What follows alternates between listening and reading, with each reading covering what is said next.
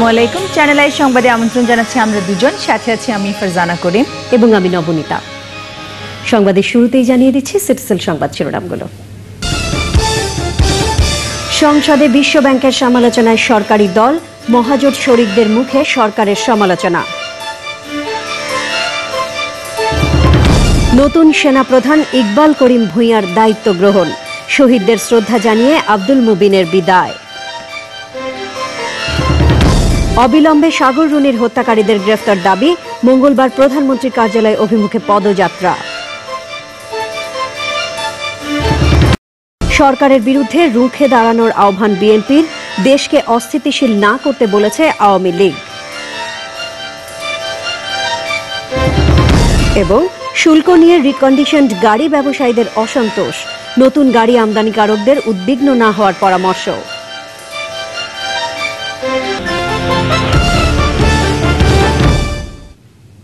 এছাড়াও সোশ্যাল ইসলামী bank limited বিশেষ সংবাদে থাকছে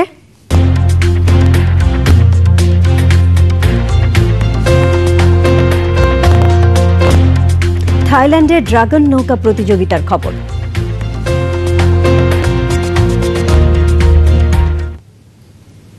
যাচ্ছি পুরো সংবাদে।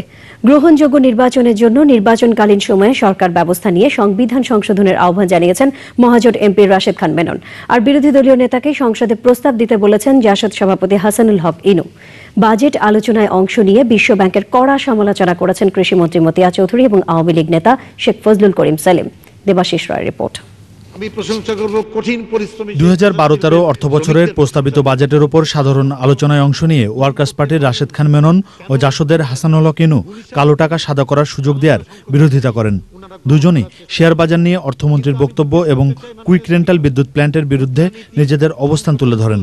মেনন বলেন, তত্ত্বাবধায়ক সরকার নিয়ে যে বিরোধ তৈরি হয়েছে তা অর্থনীতির যাত্রাপথকে বিঘ্নিত করছে। সংসদের সময়সীমার শেষ হবে 3 মাস আগে নির্বাচন হবে, সংসদের বয়স 5 বছর, তাহলে এই 3 মাস সময়কাল সংসদের কি হবে? অন্তর্বর্তী সরকার ক্যান বি লেমডাক সরকার, কিন্তু সংসদ কখনো লেমডাক হতে পারে না। সিটিং এমপি ও intending MP level playing field কোথায় রইল? আমরা নিরপেক্ষ নির্বাচনের ব্যাপারে এই লেভেল প্লেয়িং ফিল্ডের কথা বলেছি। খুব স্বাভাবিকভাবেই নির্বাচনের নিরপেক্ষতার বিষয়ে এ প্রশ্ন উত্থাপিত হবে, সুতরাং এর জন্য সংবিধানের সংশোধন প্রয়োজন হবে। মাননীয় প্রধানমন্ত্রী এবং আমরা সবাই বারবার বলছি, বিকল্প প্রস্তাব নিয়ে সংলাপে বসুন এবং সেই বিকল্প প্রস্তাবে নির্বাচনকালীন সরকার কি হবে, নির্বাচন কমিশনের ক্ষমতা কি হবে, প্রশাসনের ক্ষমতা কি হবে, আইন শৃঙ্খলা রক্ষাকারীর ক্ষমতা কি হবে, সব মিলিয়ে একটা স্থায়ী সমাধান, জাতীয় ঐক্যমত্য দরকার। বিকেলে আলোচনায় অংশ নিয়ে শেখ ফজলুল করিম সেলিম বলেন, বিশ্বব্যাংকের কাছ থেকে ঋণ নিয়ে উন্নয়ন সম্ভব নয়। আর বিদ্যুতে ভর্তুকি নিয়ে বিশ্বব্যাংকের অবস্থানের কঠোর সমালোচনা করেন কৃষিমন্ত্রী মতিয়া চৌধুরী। যে বিশ্বব্যাংক বিদ্যুতের ভর্তুকির বিরুদ্ধে যুক্তি দিয়ে বলছে ধনীরা বেশিরভাগ ভর্তুকির সুবিধা ভোগ করে, গরিব মানুষ এই সুবিধা পায় না, সুতরাং ভর্তুকি এখানে দেওয়া ঠিক না। আহারে, গরিবের জন্য বিশ্বব্যাংকের কি দরদ। বাংলাদেশের প্রথম প্রধানমন্ত্রী তাজউদ্দিন ভাইয়ের কথা আমার স্মরণ হয়। তিনি বলতেন এই বিশ্বব্যাংকের উদ্দেশ্য করে যে হাঁসে ডিম পাড়ে, গুই সাপ না করে, আসলে ডিম কুয়ারা করে। এই আজকে আমাদের বিশ্ব ব্যাংক। আমরা কি অন্ধকার যুগে ফিরে যাব? আপনি জুলাই মাসের ভিতরে তাদের সাথে ফয়সালা করেন, আর ফয়সালা যদি করতে না পারে পদ্মা সেতু করতে হবে, এর কোনো বিকল্প নাই। এটা আমাদের নির্বাচনী ইশতেহারে আমরা এটা ঘোষণা দিয়েছিলাম। নিজেদের অর্থ দিয়ে এই বাজেটে আপনি টাকা রাখেন, 3 থেকে 4,000 কোটি টাকা রাখেন। আমরা স্টার্ট করি নভেম্বরের ভিতরে, যাতে স্টার্ট করতে পারি সেই ব্যবস্থা করেন। আমরা অন্য কিছু শুনতে চাই না। এদিন আলোচনায় অংশ নিয়ে সাবেক আইনমন্ত্রী আব্দুল মতিন খসরু বাজেট প্রণয়ন নীতি পরিবর্তনের দাবি জানান। বিরোধী দলের সংসদ বর্জন এবং বিকল্প বাজেট ভাবনার সমালোচনা করেন চিফ হুইপ উপাধ্যক্ষ আব্দুল শহীদ। দেবাশিস রয়, চ্যানেল আই, ঢাকা। দেশের ত্রয়োদশ সেনাপ্রধান হিসেবে দায়িত্ব নিয়েছেন লেফটেন্যান্ট জেনারেল ইকবাল করিম ভূঁইয়া। বিদায়ী সেনাপ্রধান জেনারেল মোহাম্মদ আব্দুল মুবিনের কাছ থেকে তিনি আনুষ্ঠানিকভাবে বাংলাদেশ সেনাবাহিনীর কমান্ড গ্রহণ করেন। রাজীব দাসের রিপোর্টে থাকছে বিস্তারিত।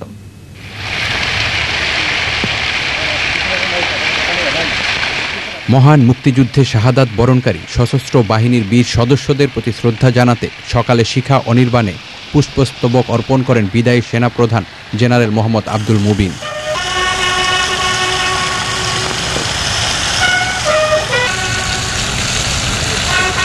এরপর সেনাবাহিনীর অফিসার্স ক্লাবে তাকে গার্ড অফ অনার দেয়া হয়। দায়িত্ব হস্তান্তরের আগে প্রধানমন্ত্রীর কার্যালয়ে প্রধানমন্ত্রী শেখ হাসিনার সঙ্গে দেখা করেন জেনারেল মুবিন। দায়িত্ব পালনে যোগ্য নেতৃত্ব দেওয়ায় বিদায়ী সেনাপ্রধানকে ধন্যবাদ জানান প্রধানমন্ত্রী। দুপুরে সেনা সদর দপ্তরে নতুন সেনাপ্রধান লেফটেন্যান্ট জেনারেল ইকবাল করিম ভুইয়ার কাছে দায়িত্ব হস্তান্তর করেন বিদায়ী সেনাপ্রধান। সেনাবাহিনীর ঐতিহ্য অনুসারে মোটরযানে স্ট্রিট লাইনিংয়ের মাধ্যমে জেনারেল মোহাম্মদ আব্দুল মুবিনকে বিদায় জানানো হয়। নতুন সেনাপ্রধান লেফটেন্যান্ট জেনারেল ইকবাল করিম ভুইয়া বিএম-এর তৃতীয় কোর্সের ক্যাডেট হিসেবে 1976 সালের নভেম্বরে সেনাবাহিনীতে যোগ দেন। নিষ্ঠাবান, দক্ষ ও পেশাদার অফিসার হিসেবে বাংলাদেশ সেনাবাহিনীর বিভিন্ন গুরুত্বপূর্ণ পদ ছাড়াও জাতিসংঘ মিশনে কমান্ডার হিসেবেও দায়িত্ব পালন করেন তিনি। বুধবার নতুন সেনাপ্রধানকে জেনারেল র্যাঙ্ক ব্যাজ পরিয়ে দেবেন প্রধানমন্ত্রী শেখ হাসিনা। Rajib Das, channel I, Dhaka. সাংবাদিক দম্পতি সাগর রুনি হত্যাকারীদের অবিলম্বে গ্রেফতারের দাবি জানিয়েছে সাংবাদিক সমাজ। জাতীয় প্রেস ক্লাবের সামনে বিক্ষোভ মিছিল এবং প্রতিবাদ সমাবেশ থেকে সাংবাদিক নেতারা জিজ্ঞাসাবাদের জন্য এটিএন বাংলার চেয়ারম্যানকে গ্রেফতারের দাবিও জানিয়েছেন। সঞ্জয় চাকির রিপোর্ট। মাছরাঙ্গা টেলিভিশনের বার্তা সম্পাদক সাগর সরোয়ার এবং এটিএন বাংলার সিনিয়র রিপোর্টার মেহরিন রুনির হত্যাকারীদের বিচার ও রোববারের মানববন্ধনে হামলার প্রতিবাদে সব সাংবাদিক সংগঠনের যৌথ উদ্যোগে এই সমাবেশ। সমাবেশকে ভিন্নভাবে ভিন্ন ধারায় প্রবাহিত করার একটা অপচেষ্টা চলেছে, আমরা এটা নিন্দা করি। এই আন্দোলনকে ভিন্ন খাতে প্রবাহের চেষ্টা করবেন না। একজনে যদি আন্দোলন টিকিয়ে রাখেন, আমি সেই একজন। সাগর রুনির মর্মান্তিক হত্যাকাণ্ড একটি স্ফুলিঙ্গ হিসাবে কাজ করেছে। আমরা সবাই ঐক্যবদ্ধ হয়েছি। দেব অনেক কাজ করছে, আমরা বিশ্বাস করি। আপনারা কি সাগর রুনির হত্যাকারীদের কাউকে দেখতে পাচ্ছেন না? খুনিদের গ্রেফতার দেখতে চায়। যারা ঐক্য বিনষ্ট করতে চেষ্টা করছেন বা করবেন, তাদেরকে ঐক্যবদ্ধ সাংবাদিকরা প্রতিহত করবে। বাংলাদেশ ফেডারেল সাংবাদিক ইউনিয়ন ও ঢাকা সাংবাদিক ইউনিয়ন, জাতীয় প্রেস ক্লাব এবং ঢাকা রিপোর্টার্স ইউনিটির নেতাদের সঙ্গে প্রবীণ সাংবাদিক এবিএম মুসাও যোগ দেন এ সমাবেশে। এটিএন বাংলার চেয়ারম্যানের সমালোচনা করে সাংবাদিক নেতারা রোববারের ঘটনায় এটিএন বাংলার 10 সাংবাদিকের বিরুদ্ধে সাংগঠনিকভাবে শাস্তিমূলক ব্যবস্থা নেওয়ার কথা জানান। অবশ্যই শাস্তিমূলক ব্যবস্থা নিতে হবে। আপনার শরীরে গা হয়েছে, গা খুঁজাবেন, গা ভাবতে থাকবেন। বাবুল রহমান ভুল পথে হাঁটছেন। তদন্তকারী সংস্থা তার কাছ থেকে সত্যিকার রহস্য জানতে পারবে।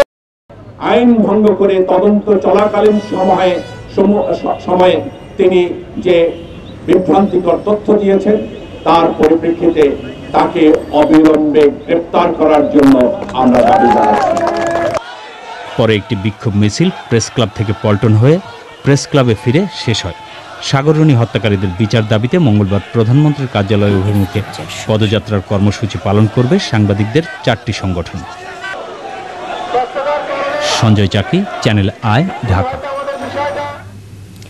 সাংবাদিক দম্পতি সাগর রুনির হত্যাকারীদের গ্রেফতার ও বিচারের দাবি এবং ঢাকায় সাংবাদিকদের মানববন্ধনে হামলার প্রতিবাদে চট্টগ্রামের সাংবাদিকরা সমাবেশ করেছেন। চট্টগ্রাম প্রেস ক্লাবে সিইউজের সভাপতি শহীদুল আলমের সভাপতিত্বে বক্তৃতা করেন চট্টগ্রাম প্রেস ক্লাব সভাপতি আবু সুফিয়ান, বিএফইউজের সহ সভাপতি মোস্তাক আহমদ, সিএমইউজের সভাপতি শামসুল হক হায়দরে এবং সিইউজের সাধারণ সম্পাদক রিয়াজ হায়দার চৌধুরী সহ অন্যরা।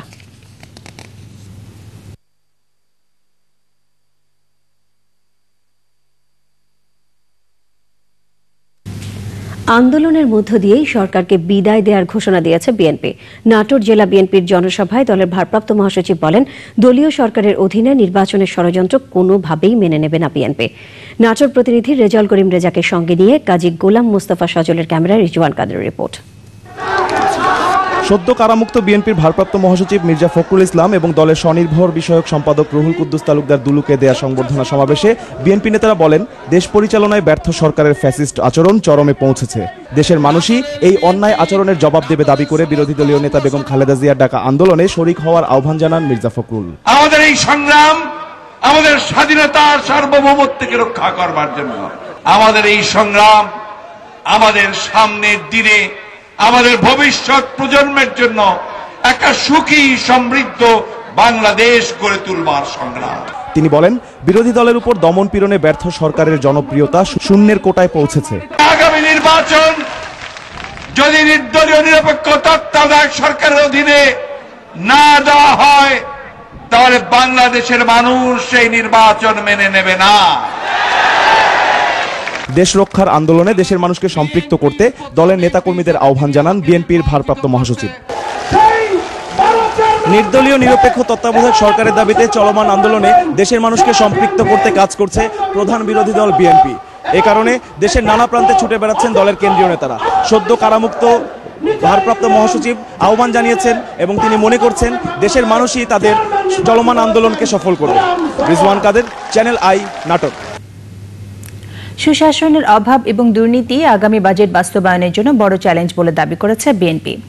প্রস্তাবিত 2012-2013 অর্থ বছরের বাজেট সম্পর্কে বিএনপির আনুষ্ঠানিক প্রতিক্রিয়ায় দলের স্থায়ী কমিটির সদস্য MK আনোয়ার বলেছেন, ভর্তুকির ফাঁদে পড়েছে দেশের অর্থনীতি। বিএনপি চেয়ারপারসনের গুলশান কার্যালয়ে তিনি বলেন, বাজেট ঘাটতি মেটানোর উচ্চাভিলাষী প্রক্ষেপণ মূল্যস্ফীতি পরিস্থিতির আরও অবনতি ঘটাতে পারে। বাজেটের ফলে গরিব ধনী বৈষম্য আরও বৃদ্ধি পাবে। পাইকারি হারে দুর্নীতি বাজদের মামলা, দুর্নীতিবাজদের সাজা মওকুফ এবং রাষ্ট্রের সকল পর্যায়ে নজিরবিহীন দলীয়করণের মাধ্যমে সুশাসন প্রতিষ্ঠা হবে না এবং এই দুর্নীতিও কমবে না। দুর্নীতি বিশ্বব্যাংক সহ অন্যান্য সহযোগী প্রতিষ্ঠান, পদ্মা সেতু সহ আরও অনেক প্রকল্পে অর্থায়ন বন্ধ করে দেওয়ার পরও সরকার দুর্নীতিবাজদের পক্ষে অবস্থান নিয়েছে। আওয়ামী লীগ অভিযোগ করেছে প্রধানমন্ত্রীর বক্তব্যের অপব্যাখ্যা করছে বিএনপি। দলের যুগ্ম সাধারণ সম্পাদক মাহবুবুল আলম হানিফ বলেছেন, আগামী জাতীয় নির্বাচনে বিএনপি কত আসন পাবে এ ধরনের কোনো বক্তব্য দেননি প্রধানমন্ত্রী। বাজেট বাস্তবায়নের সুশাসনের ওপর জোর দিয়ে বিরোধী দলের বক্তব্য সমর্থন করে তিনি বলেন, রাজনৈতিক স্থিতিশীলতা রক্ষার দায়িত্ব বিরোধী দলের। রাজপথে আন্দোলন না করে বিএনপিকে সংসদে আসার আহ্বান জানান তিনি।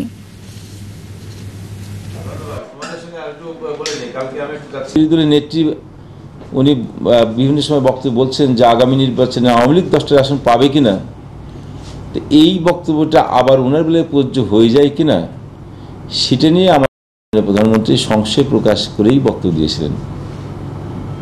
আগামী নির্বাচনে বিরোধী দল কতটা আসন পাবে না পাবে সেটা জনগণই ভোট দিয়ে ঠিক করবে। আমাদের মাননীয় প্রধানমন্ত্রী কখনোই বলেন নাই যে বিরোধী দল এই কটা আসন পাবে। যে এই বক্তব্যটাকে ভুল ব্যাখ্যা করে অপব্যাখ্যা করে জনগণের মধ্যে বিভ্রান্ত করার কোনো সুযোগ নেই। প্রস্তাবিত বাজেটের শুল্ক কাঠামো নিয়ে রিকন্ডিশনড গাড়ি ব্যবসায়ীরা অসন্তুষ্ট। তারা বলছে, নতুন শুল্ক কাঠামোতে বিশেষ কিছু ইউরোপীয় গাড়ি সুবিধা পাবে। তবে নতুন গাড়ি আমদানিকারকদের দাবি, পুরনো গাড়ির শুল্ক না বাড়ার ফলে কোনো পক্ষই ক্ষতিগ্রস্ত হবে না। শর্মিনা চাঁদের রিপোর্ট। গতবার এসেছি সেই একই সমস্যা, এবার তো বাজেট আরো বাড়িয়ে দিয়েছে। গাড়ির দাম যত চিপ হবে আমাদের জন্য তত ভালো। গত 3 বছরে মধ্যবিত্তের নাগালের বাইরে চলে গেছে গাড়ি। 6.5 লাখ টাকার রিকন্ডিশন টয়োটা প্রোবক্স এখন 14.5 লাখ। বেশি বিক্রির তালিকায় থাকা রিকন্ডিশন টয়োটা প্রিমিও এলিয়নও ছাড়িয়েছে 30 লাখ টাকা। শুল্ক ছাড়াও গাড়ির দাম বাড়াচ্ছে ডলারের চড়া মূল্য। আমরা আবারও হতাশ। আমরা ভেবেছিলাম যে অ্যাটলিস্ট এই বাজেটে সরকার গত 3 বছরে বাজেটে যেটা করেছে হয়তো এটা রিপেয়ার করবেন, কিন্তু আমাদের কোনো প্রস্তাবনায় রাখা হয় না রিকন্ডিশন গাড়ি ব্যবসায়ীদের। আশা করছিলাম যে 1500-1800 এই একই স্ল্যাবে নিয়ে আসলে গভর্নমেন্টের একটা লাভ হতো, কিন্তু এখানে লাভ হতো এই কারণে যে এই একই স্ল্যাবে নিয়ে আসলে বুক ভ্যালু কিন্তু বেশি, কিন্তু আমার কেনা কম, তো যার ফলে ওই বুক ভ্যালুর উপরে আপনার এই শুল্কটা সরকার নিত। জাপানে কমপক্ষে 1000 কিলোমিটার চলার পর আসা গাড়ির দামই এত চড়া, সেখানে নতুন গাড়ি তো ধরা ছোঁয়ার বাইরে।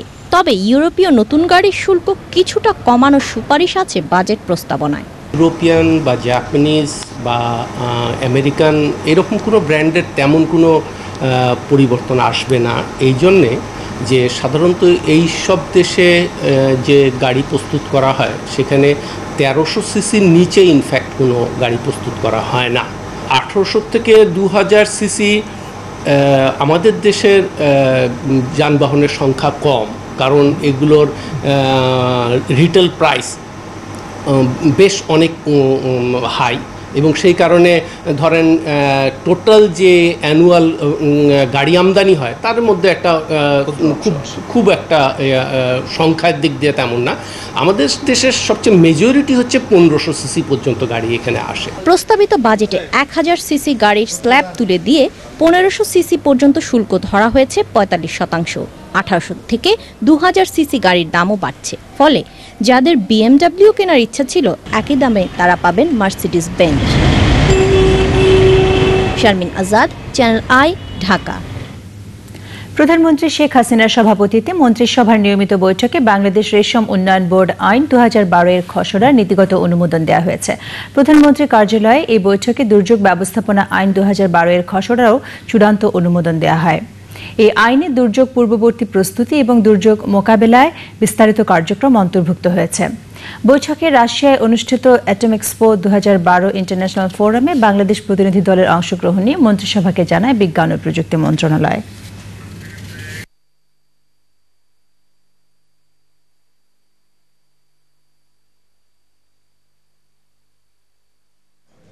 সংবাদের এই পর্যায়ে নিয়ে নিচ্ছি স্টার্ন ব্যাংক বিরতির পরে যা থাকছে। মুম্বাই হামলার পরিকল্পনাকারী আবু জিন্দাল আটক, সৌদি আরব থেকে ফিরিয়ে দিল্লিতে গ্রেফতারের ঘোষণা।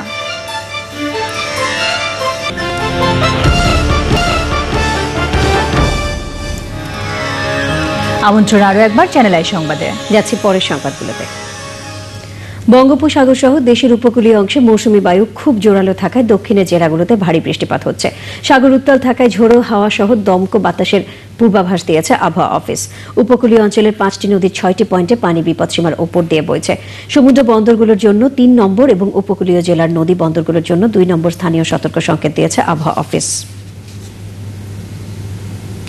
বঙ্গোপসাগর সহ দেশের উপকূলীয় অংশে মৌসুমী বায়ু জোরালো থাকায় সমুদ্র বন্দরগুলোর জন্য 3 এবং উপকূলীয় জেলার নদী বন্দরগুলোকে 2 নম্বর স্থানীয় সতর্ক সংকেত দিয়েছে আবহাওয়া অফিস। টানা কয়েক দিনের বর্ষণে বিভিন্ন জেলায় বন্যা দেখা দিয়েছে। পাহাড়ি ঢলে বান্দরবানের সঙ্গে সারা দেশের সড়ক যোগাযোগ বিচ্ছিন্ন রয়েছে। প্রতিনিধিদের পাঠানো তথ্য এবং ছবি নিয়ে দেখুন একটি ডেস্ক রিপোর্ট। বরগুনায় প্রবল জোয়ারে বন্যা নিয়ন্ত্রণ বাঁধ ভেঙে গেছে, প্লাবিত হয়েছে 22টি গ্রাম। বাসার দিয়া নামু এরকম কোনো জায়গা নাই, সব তলান নিয়ে যদি বড় বেরিবাত না দেয় তা আমরা বাসনে কোনো স্থান নাই, হইলে মুখ মরা লাগবে। লবণ পানি খাই, লবণ পানি উঠিয়া তলাইয়া গেছে।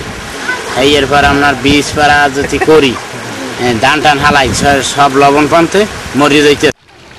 পানি বোর্ড বলছে বরাদ্দ না পাওয়ায় বাঁধ মেরামত করা যায়নি। একটা প্রাক্কলনের ভিত্তিতে আমরা যথাযথ কর্তৃপক্ষের কাছে এবং বরাদ্দ পাওয়া গেলে আমরা খুব শীঘ্রই এগুলো মেরামতের কাজে হাত দেব। গোপালগঞ্জের 5টি উপজেলার নিচু এলাকা প্লাবিত হয়েছে, ক্ষতিগ্রস্ত হয়েছে পৌর এলাকার নির্মাণাধীন বিভিন্ন রাস্তা। টানা বর্ষণে বিপর্যস্ত দ্বীপ জেলা ভোলার জনজীবন, হাজার হাজার মানুষ পানিবন্দী। কুড়িগ্রামের ধরলা ও ব্রহ্মপুত্রের পানিতে নিম্নাঞ্চল প্লাবিত হওয়ায় পানিবন্দী হয়ে পড়েছে 50টি গ্রামের মানুষ। ফেনীর পরশুরাম ফুলগাজীতে আকস্মিক বন্যায় গ্রাম প্লাবিত হয়েছে, পানিবন্দী 30,000 মানুষের দুর্ভোগ চরমে।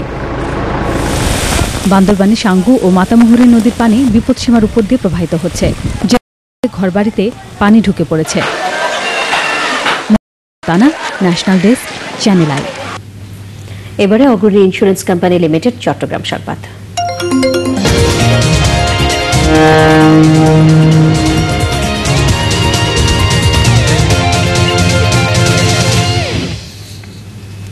চট্টগ্রামের নেভাল একাডেমিতে মিডশিপম্যান 2010 বি ব্যাচের কমিশন প্রাপ্তি উপলক্ষে রাষ্ট্রপতির কুচকাওয়াজ হয়েছে। নৌবাহিনী প্রধান ভাইস অ্যাডমিরাল জহিরুদ্দিন আহমেদ প্রধান অতিথি হিসেবে কুচকাওয়াজ পরিদর্শন এবং সালাম গ্রহণ করেন। নিজ নিজ ক্ষেত্রে বিশেষ কৃতিত্বের জন্য midshipman Mohammad Monirul Islam Shahin sword of honour ও নৌ প্রধান স্বর্ণপদক এবং মিডশিপম্যান মোহাম্মদ নাজমুল বাশার ওসমানী স্বর্ণপদক লাভ করেন।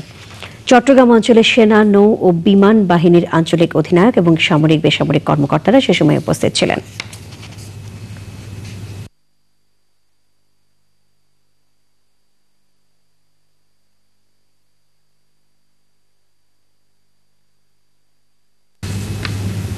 এবারে সোশ্যাল ইসলামী ব্যাংক বিশেষ সংবাদ।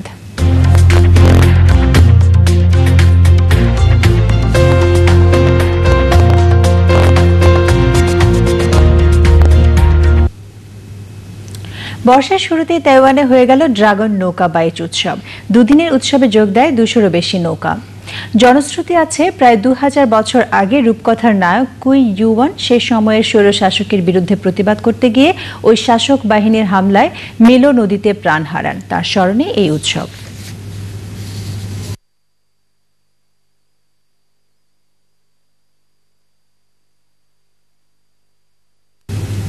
এবারে শাহজালাল ইসলামী ব্যাংক আন্তর্জাতিক সংবাদ।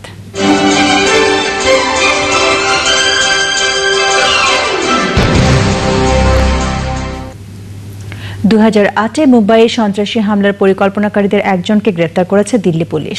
সাইদ জবিউদ্দিন আনসারি ওরফে আবু জিন্দাল নামে ওই ব্যক্তিকে দিল্লি বিমানবন্দর থেকে গ্রেফতার করার কথা জানানো হয়েছে। আবু জিন্দাল ছদ্মনামধারী ওই ব্যক্তিকে 21শে জুন সৌদি আরব থেকে ভারতে এনে আটক করা হলেও এতদিন তা জানানো হয়নি। মুম্বাইয়ে সন্ত্রাসী হামলার 2 মামলারই চার্জশিটভুক্ত আসামি তিনি। আবু জিন্দাল জঙ্গি সংগঠন লস্কর-ই তৈয়বার সদস্য। 2008-এ সন্ত্রাসী হামলায় 166 জন নিহত হয়, প্রাণ হারায় 9 বন্দুকধারীও। এবার স্ট্যান্ডার্ড ব্যাংক লিমিটেড অর্থনীতি সংবাদ।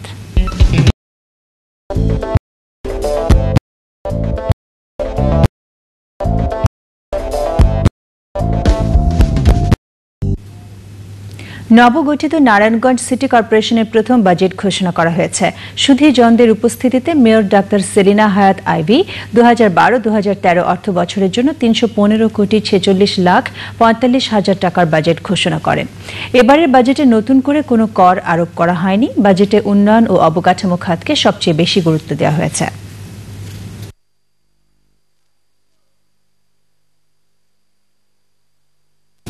এবারে পূবালী ব্যাংক লিমিটেড কৃষি সংবাদ।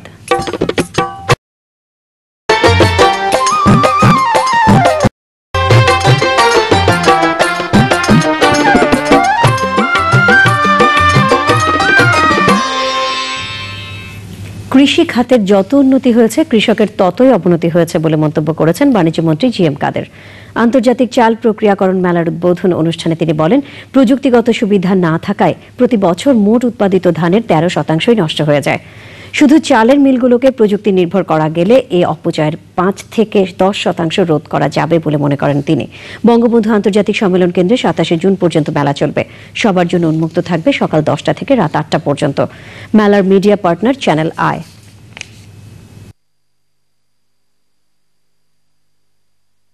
এক্সিম ব্যাংক বাণিজ্য সংবাদ।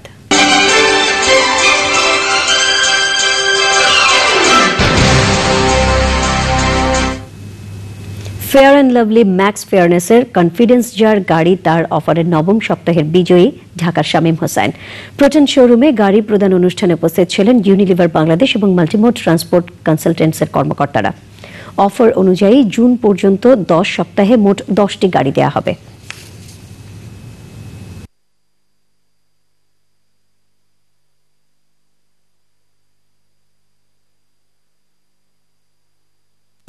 এবারে বাণিজ্যের সংবাদ নিয়ে দেখুন একটি desk report. Tejgaon Gulshan link রোডে শান্তা টাওয়ারে প্রাইম ব্যাংকের 120তম শাখা চালু হয়েছে। উদ্বোধন ব্যাংকের চেয়ারম্যান মোহাম্মদ সিরাজুল ইসলাম মোল্লা, সভাপতিত্ব করেন ব্যবস্থাপনা পরিচালক মোহাম্মদ এহসান খসরু। পপুলার লাইফ ইন্স্যুরেন্সের রংপুর অঞ্চলের অর্ধবার্ষিক ক্লোজিং প্রস্তুতি সভা ও 16 জন বীমা গ্রাহকের মৃত্যু দাবির চেক হস্তান্তর হয়েছে। আওয়ামী লীগের সাংগঠনিক সম্পাদক খালিদ মাহমুদ চৌধুরী এমপি এবং কোম্পানির ব্যবস্থাপনা পরিচালক বিএম ইউসুফ আলী। নোয়াখালীর সুবর্ণচরের উপকূল সুপার মার্কেটে ইসলামী ব্যাংকের 273তম শাখা চালু হয়েছে। উদ্বোধন করেন ব্যাংকের চেয়ারম্যান অধ্যাপক আবু নাসের মোহাম্মদ আব্দুল জাহের, সভাপতিত্ব করেন ব্যবস্থাপনা পরিচালক মোহাম্মদ আব্দুল মান্নান। রাজধানী বঙ্গবন্ধু এভিনিউ ও নয়াপল্টনে বাটা জুতোর নতুন আউটলেট চালু হয়েছে। উদ্বোধন করেন বাটা ইমার্জিং মার্কেট পশ্চিমের গ্রুপ ম্যানেজিং ডিরেক্টর এফ গর্সিয়া। উপস্থিত ছিলেন বাটা বাংলাদেশের ব্যবস্থাপনা পরিচালক মোহাম্মদ কাইম এবং অন্যরা। বিদেশ থেকে পাঠানো টাকা গ্রাহকদের সহজে ও দ্রুত পৌঁছে দিতে মানিকগ্রামে সহযোগী হয়েছে ন্যাশনাল ব্যাংক। মানিকগ্রাম দক্ষিণ এশিয়ার সিনিয়র রিজিওনাল ডিরেক্টর হার্স লাম্বা এবং ন্যাশনাল ব্যাংকের ব্যবস্থাপনা পরিচালক নিয়াজ আহমেদ চুক্তিতে সই করেন। যাযাবর মিন্টু, চ্যানেল আই। এবার জানিয়ে দিচ্ছি আইসিবি ইসলামিক ব্যাংক বৈদেশিক মুদ্রার বিনিময় হারের খবর।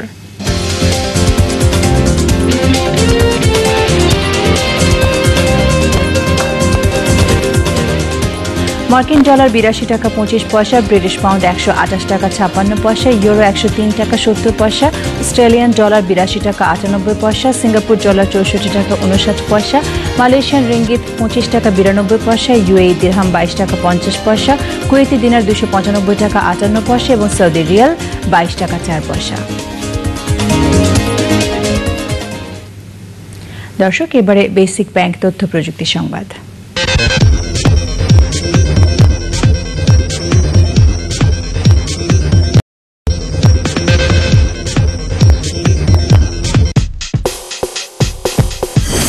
ফাইন্ড ফ্রেন্ডস নিয়ারবাই নামে নতুন একটি বৈশিষ্ট্য চালু হয়েছে সামাজিক যোগাযোগের ওয়েবসাইট ফেসবুকে।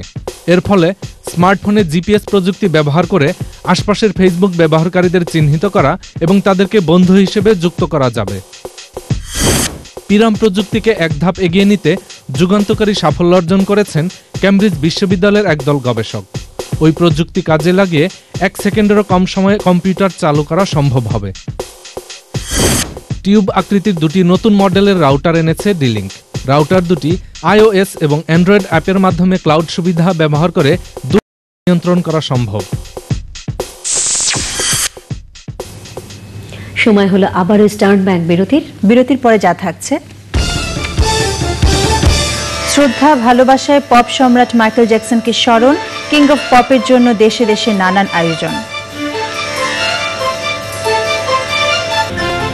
দর্শক দেখছেন চ্যানেল আই সংবাদ। বিরতির পর আবারও আমন্ত্রণ। তৃতীয় শ্রদ্ধা ভালোবাসায় স্মরণ করা হলো পপ সম্রাট মাইকেল জ্যাকসনকে। 2000 অকালে নিভে যায় সঙ্গীত জগতের এই অনন্য নক্ষত্র। কিং অফ পপের বর্ণাঢ্য জীবন নিয়ে শেফাল হোসেনের রিপোর্ট।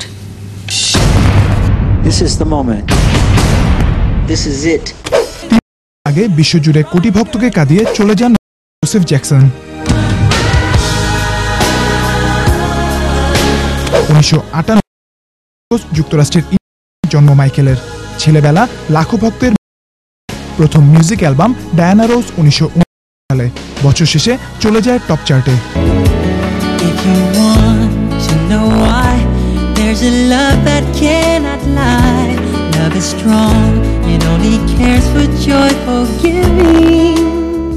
একাত্তরে প্রকাশ পায় তার একক গান গট টু বি দেয়ার। 72 আসে প্রথম একক album Ben. Of the wall album এনে দেয় 1980 ট্রিপ মপ আর 82 থ্রিলার তাকে এগিয়ে।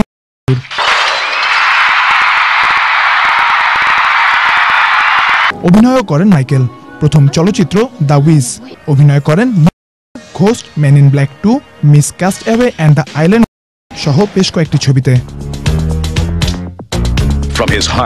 2009 25 জুন লস অ্যাঞ্জেলসের বাড়িতে অচেতন অবস্থায় পাওয়া যায় দুর্দান্ত প্রতাপে মঞ্চ আর পর্দা কাঁপানো এই মহাতারকাকে। কারণ জানানো হয় মাত্রাতিরিক্ত চেতনানাশক ওষুধ সেবন। তারপরও ঝড় ওঠে তার মৃত্যু রহস্য নিয়ে।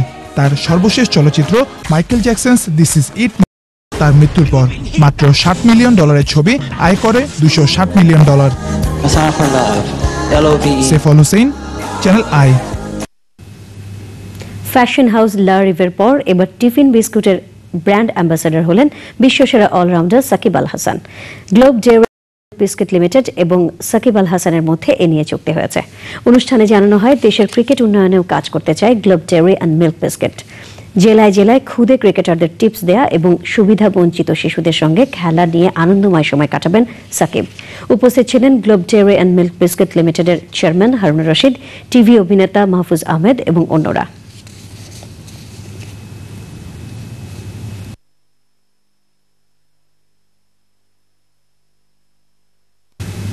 সুনামগঞ্জ জেলা প্রশাসকের বাসভবনে একটি নাইট কুইন গাছে 11টি ফুল ফুটেছে। সন্ধ্যা 7টার দিকে ফুল ফোটা শুরু হয়। রাত 9:30টার মধ্যে 18টি কলির 11টিতেই ফুল ফোটে। খবর পেয়ে নাইট কুইন দেখতে অনেকেই ভিড় করেন জেলা প্রশাসকের বাসভবনে।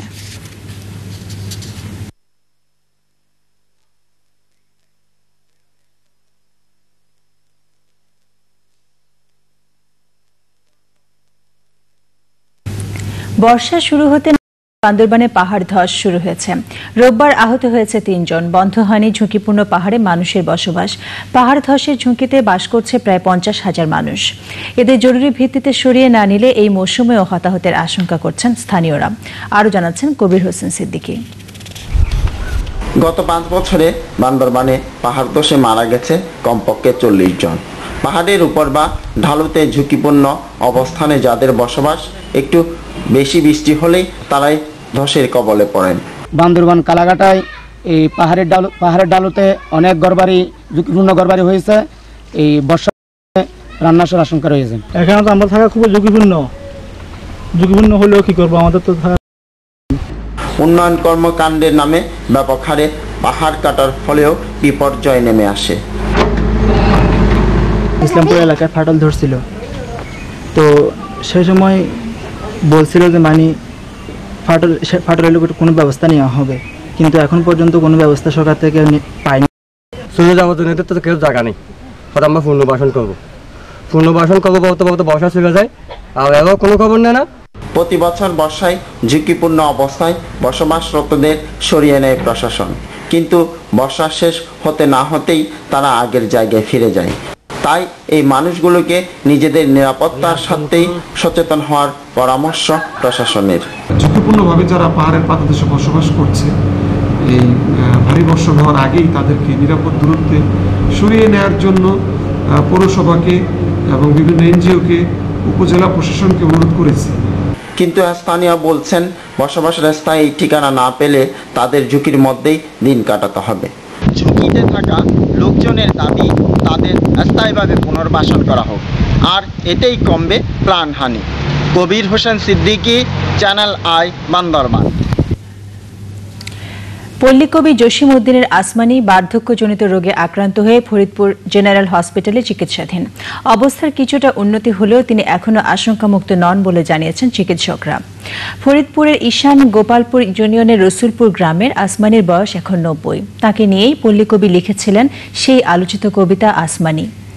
আসমানির শারীরিক অবস্থা পর্যবেক্ষণের জন্য ফরিদপুরের civil surgeon doctor Mohammad Sirajul Haque তালুকদারকে প্রধান করে 6 সদস্যের মেডিকেল বোর্ড গঠন করা হয়েছে। সংবাদে আবারও ইস্টার্ন ব্যাংক বিরতির পরে খেলার খবরে জানিয়ে দেব। অবশেষে মাঠে গড়িয়েছে প্রিমিয়ার ডিভিশন হকি। উদ্বোধনী ম্যাচে আবাহনীর বিপক্ষে উষার জয়।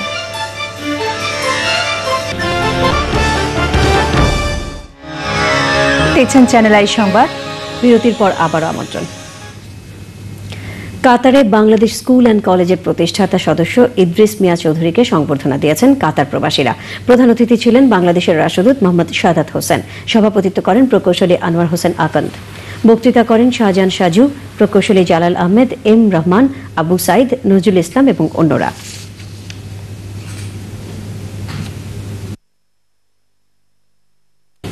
জানাবো গ্রামীণ ফোন খেলার খবর।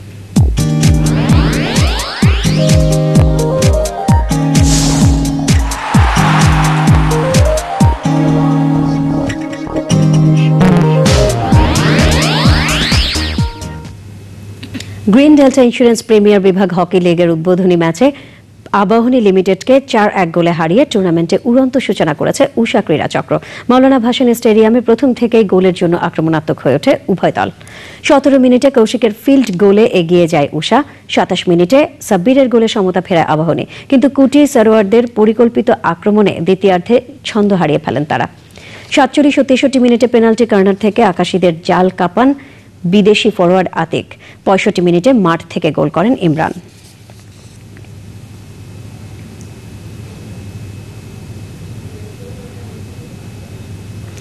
শুরু হয়েছে টেনিসের ঐতিহ্যবাহী ও সবচেয়ে পুরনো টুর্নামেন্ট উইম্বলডন। উদ্বোধনী দিনেই অঘটনের শিকার হয়েছেন মহিলা এককের 5 বারের চ্যাম্পিয়ন যুক্তরাষ্ট্রের ভেনাস উইলিয়ামস। তাকে হারিয়ে দিয়েছেন রাশিয়ার এলেনা ভেসনিনা। বনেদি এই গ্র্যান্ড স্ল্যামে সহজ জয় দিয়ে শুরু করেছেন পুরুষ এককের শীর্ষ খেলোয়াড় সার্বিয়ার নোভাক জোকোভিচ। অল ইংল্যান্ড ক্লাবের ঘাসের কোর্টে জিততে একদমই বেগ পেতে হয়নি বর্তমান চ্যাম্পিয়নকে। স্পেনের হুয়ান কার্লোস ফেরেরোকে 6-3, 6-3 ও 6-1 হারিয়ে দ্বিতীয় রাউন্ডে উঠেছেন জোকোভিচ। মহিলা এককেও প্রথম রাউন্ডে অনায়াসে জিতেছেন শীর্ষ বাছাই রাশিয়ার মারিয়া শারাপোভা। অস্ট্রিয়ার আনাস্তাসিয়া রোডিওনোভাকে 6-2, 6-3 হারিয়েছেন 2004 সালের চ্যাম্পিয়ন।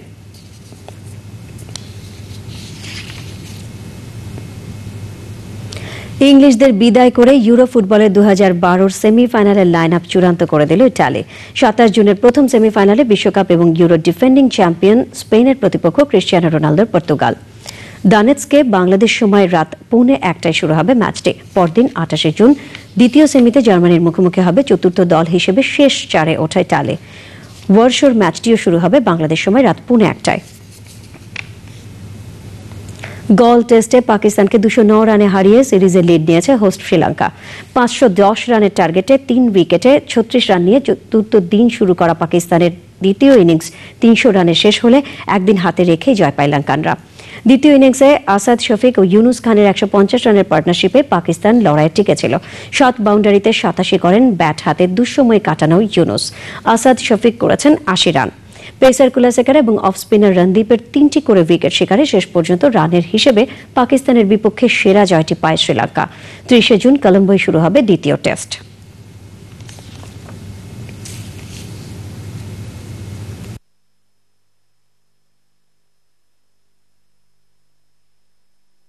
খেলার আরো খবর।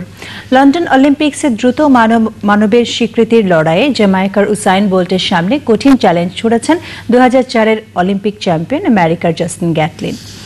বছরের দ্বিতীয় সেরা টাইমিংয়ে 100 মিটার স্প্রিন্টে শিরোপা জিতেছেন নিষিদ্ধ ড্রাগ গ্রহণের জন্য 2 বছরের সাসপেনশন কাটিয়ে 2010-এর ট্র্যাকে ফেরা গ্যাটলিন। অরিগনে ইউএস অলিম্পিক্স ট্রায়ালে 30 বছর বয়সী গ্যাটলিন ক্যারিয়ার সেরা 9.80 সেকেন্ড সময় নিয়ে বাজিমাত করেন। তার চেয়ে 0.0 সেকেন্ড বেশি সময় নিয়ে দ্বিতীয় হয়েছেন সাবেক বিশ্ব চ্যাম্পিয়ন আমেরিকান টাইসন গেব। চলতি মাসে বছরের সেরা টাইমিং 9.76 সেকেন্ডে রোম মাস্টার্সের 100 মিটার স্প্রিন্টের শিরোপা জিতেছেন অলিম্পিক চ্যাম্পিয়ন উসাইন বোল্ট। পরে আনন্দ আলো সাংস্কৃতিক সংবাদ।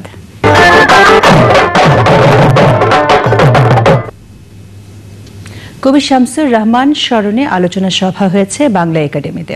বক্তারা বলেন, আসাদের শার্ট বন্দি শিবির থেকে কবিতায় যেমন কবির সংগ্রামী চেতনা প্রকাশ পেয়েছে, তেমনি প্রথম গান দ্বিতীয় মৃত্যুর আগে রৌদ্র করচিত কবিতায় দেখা মেলে তার প্রেম আর আবেগের। আলোচনা করেন ঢাকা বিশ্ববিদ্যালয়ের অধ্যাপক রফিকুল্লাহ খান, কবি অধ্যাপক মোহাম্মদ সামাদ, সৈয়দ হাসান ইমাম এবং অন্যরা। চট্টগ্রাম সরকারি কলেজের ইংরেজি বিভাগের 2006-2007 ব্যাচের শিক্ষার্থীদের বিদায় উপলক্ষে প্রীতি সমাবেশ ও সাংস্কৃতিক অনুষ্ঠান হয়েছে। সভাপতিত্ব করেন অনুষ্ঠান সমন্বয়ক ফরহাদুল ইসলাম। বক্তৃতা করেন বনফুল গ্রুপের চেয়ারম্যান এম.এ. মোতালে, বিভাগীয় শিক্ষক প্রফেসর রিদওয়ানুল হক, প্রফেসর এম মুজিবুর রহমান এবং অন্যরা।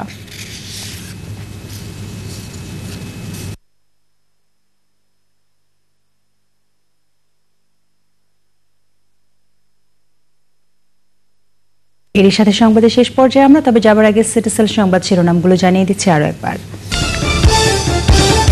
সংসদে বিশ্ব ব্যাংকের সমালোচনায় সরকারি দল, মহাজোট শরিকদের মুখে সরকারের সমালোচনা। নতুন সেনাপ্রধান ইকবাল করিম ভূঁইয়ার দায়িত্ব গ্রহণ, শহীদদের শ্রদ্ধা জানিয়ে আব্দুল মুবিনের বিদায়। অবিলম্বে সাগর রুনির হত্যাকারীদের গ্রেফতার দাবি, মঙ্গলবার প্রধানমন্ত্রীর কার্যালয় অভিমুখে পদযাত্রা। সরকারের বিরুদ্ধে রুখে দাঁড়ানোর আহ্বান বিএনপির, দেশকে অস্থিতিশীল না করতে বলেছে আওয়ামী লীগ। এবং শুল্ক নিয়ে রিকন্ডিশনড গাড়ি ব্যবসায়ীদের অসন্তোষ, নতুন গাড়ি আমদানিকারকদের উদ্বিগ্ন না হওয়ার পরামর্শ।